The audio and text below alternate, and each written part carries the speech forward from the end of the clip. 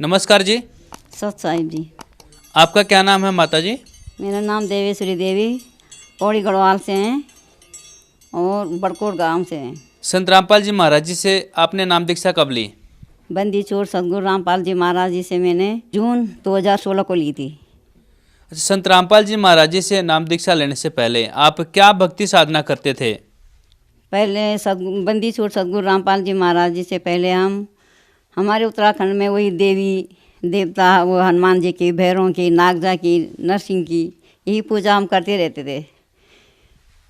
आप इतनी सारी साधनाएं करते थे, ये भक्ति करने से आपको क्या लाभ हुए? लाभ तो हमें क्या होना था, मगर हमें पता भी नहीं था। ज्ञान तक कर हम उसमें लगे ही रहते थे कि साल में, 2 साल में, 3 साल में हमारे पुराने से करके आते थे कि वो पूजो और बकरा मारो और वही मन्नत मांगो कि मेरा लड़का हो जाएगा, उसकी शादी हो जाएगी। इसी में लगे रहते थे।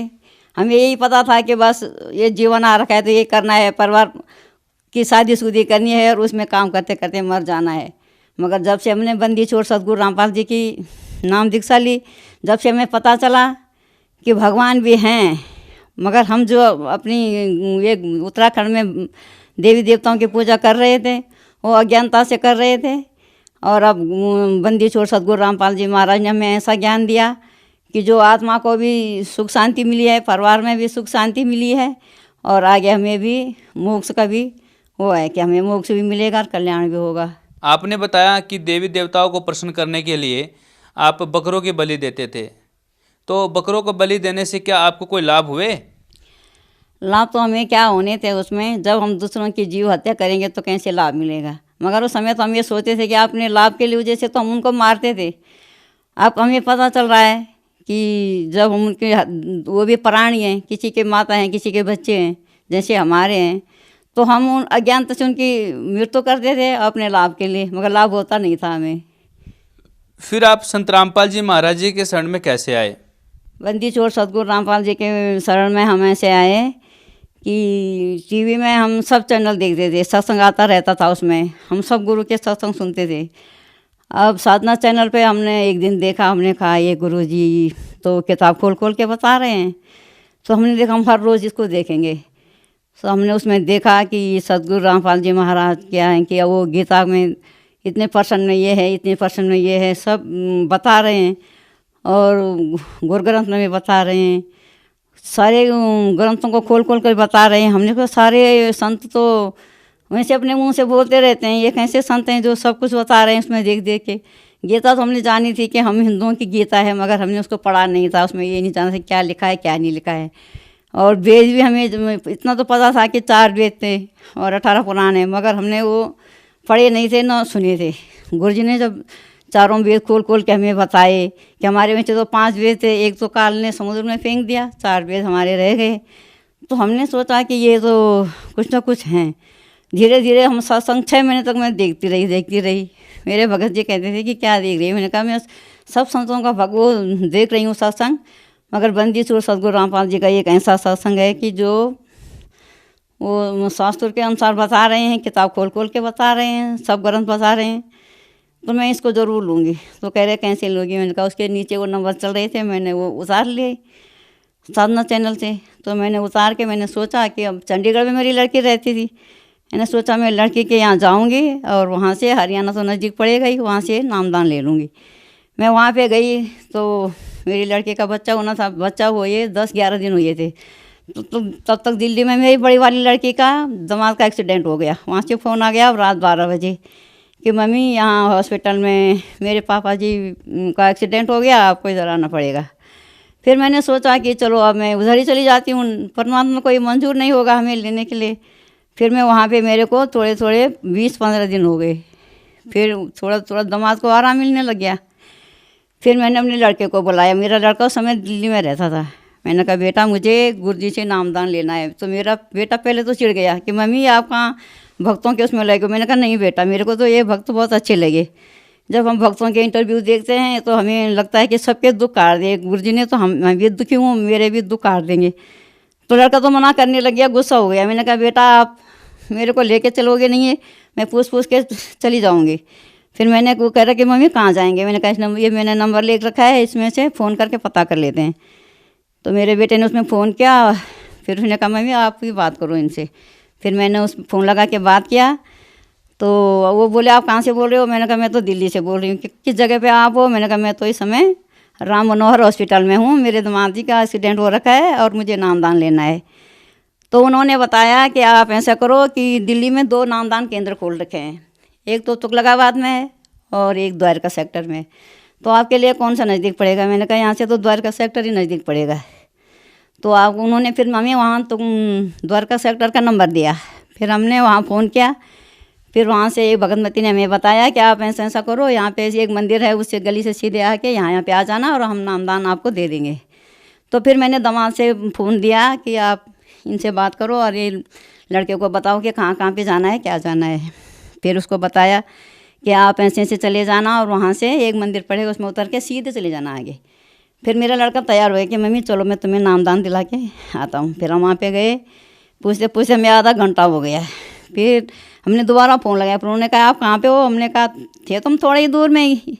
उन्होंने कहा स्कूल पे आ गए। हमने कहा स्कूल पे आ गए तो थोड़े आगे आ जाओ। फिर हमें वहाँ पे वो मिल गए। फिर वहाँ पे गए, उन्होंने हमें समझाया कि आप ऐसे ऐसे कर लोगे। हमने कहा बिल्कुल कर लेंगे, जब यहाँ पे आ रखे हैं तो नामदान तो लेंगे ही लेंगे। तो उन्होंने कहा कि आपने देखा कि कबीर साहब ही परमात्मा है? हमने कहा हाँ, बंदी छोड़ सतगुरु रामपाल जी महाराज ने बता दिया। और ये हमें चौथे क्लास से ये कबीर साहब के दोहे तो हमें खूब याद आते हैं कि हम सब स्कूल में ये कहते थे कि कबीर साहब के दोहे ही सबसे अच्छे हैं।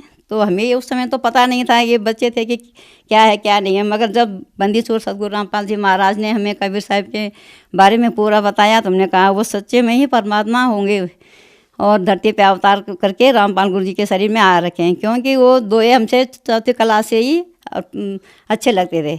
उन्होंने कहा चलो ठीक है, तो आप ले लोगे? मैंने कहा हम ले लेंगे। तो फिर मेरे लड़के से भी कहा कि बेटा आप भी ले लो।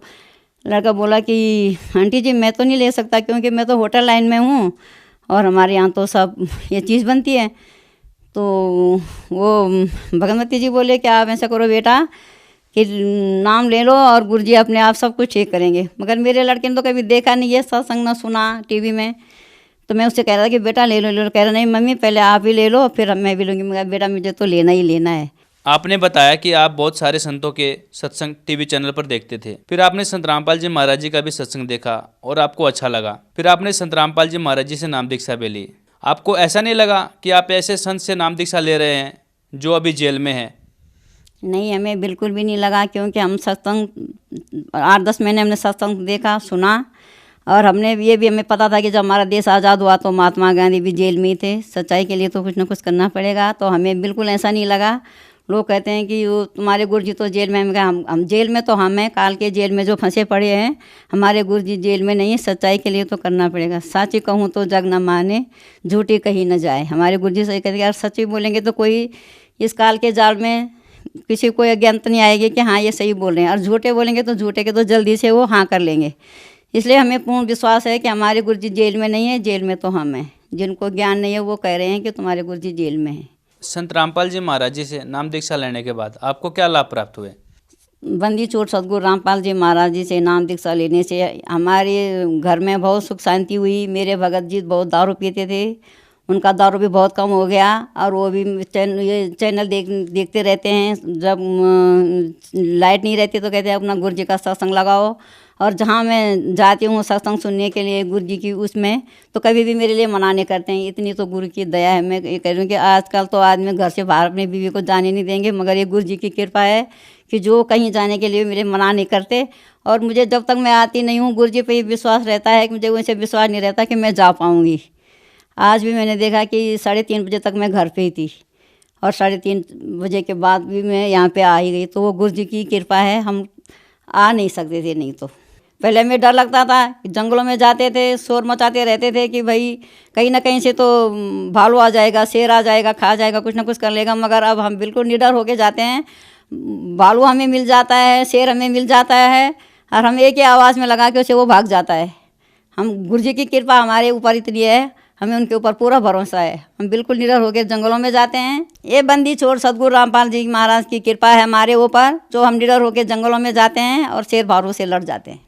आप जन समुदाय को क्या संदेश देना चाहेंगे?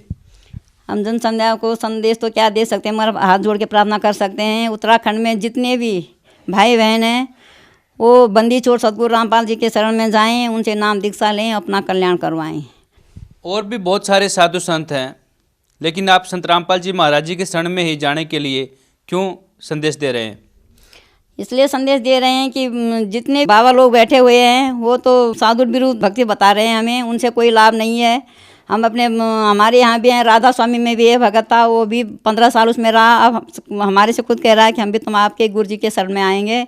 हमने कहा हमारे गुरु जी के शरण में आ जाओ, क्योंकि वो किताबों को खोल खोल के बताते हैं कि इसमें ये लिखा है, इसमें ये लिखा है, और सारे उनको मिला रहे हैं जिनके पास है गीता हो। और हम भी देख रहे हैं कि एक एक पेज खोल खोल के गुरु जी हमें बताते हैं, और हम अपने सारे गढ़वाली भाइयों को ये कहते हैं कि तुम एक उसमें देखो तो सही कि क्या है क्या नहीं है, क्या सच है क्या झूठ है। इतने बाबा बैठे हुए हैं, सत्संग सबका आता है, मगर कोई किताब खोल के नहीं बताता, सब अपने मुंह से ही बोलते हैं।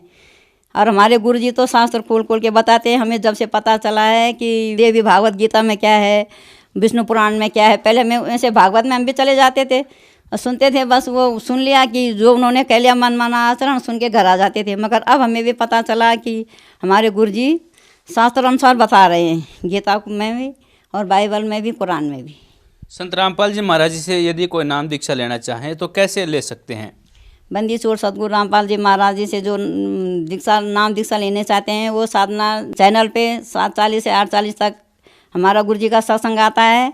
और हम साधना चैनल वालों से भी यही कहेंगे कि वो बार बार हमारा गुरु जी का सत्संग चलाएं। और जितनी भी गढ़वाल की भाई बहन हैं, उनमें नीचे पीली पट्टी आती है, उनमें उनके नंबर रहते हैं, और नंबर पे फ़ोन करके जगह जगह गुरु जी ने नामदान स्थान खोल रखे हैं, वहाँ जाके पता करें और नामदान लें, अपना कल्याण करवाएं। धन्यवाद। सत्संग